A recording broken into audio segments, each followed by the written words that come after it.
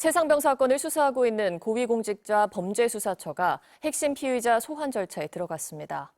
유재은 국방부 법무관리관과 박경훈 당시 국방부 조사본부 책임자 등 2명으로 이 사건과 관련한 첫 피의자 소환 조사입니다. 신수아 기자입니다.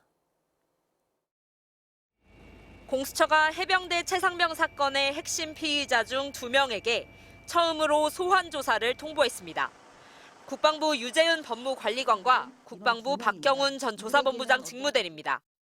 이종섭 전 국방부 장관을 포함해 당초 출국 금지했던 6명 중 2명으로 지난주 압수물 분석을 마친 공수처가 본격적인 피의자 소환 조사에 돌입한 겁니다. 유재은 법무관리관은 작년 8월 1일 최상병 사건을 수사하던 박정훈 당시 해병대 수사단장에게 전화해 직접적인 과실이 있는 사람으로 혐의자를 한정해야 한다는 취지의 지시를 했다는 의혹을 받고 있습니다.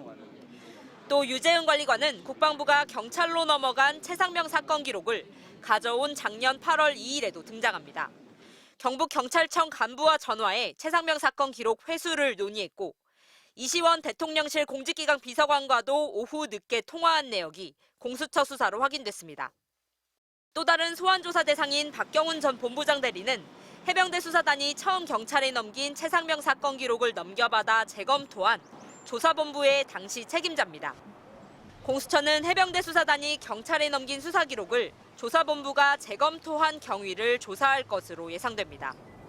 조사본부 관계자들은 MBC와의 통화에서 처음엔 재검토 지시를 거부했지만 이종섭 전 장관이 직접 하명, 즉 명령을 내려 따를 수밖에 없었다고 말했습니다.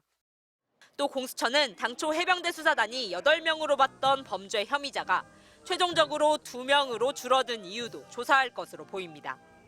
본격 소환 조사에 들어간 공수처 수사는 부당한 지시가 있었는지 점점 더 윗선을 향해 갈 것으로 전망됩니다. MBC 뉴스 신수아입니다.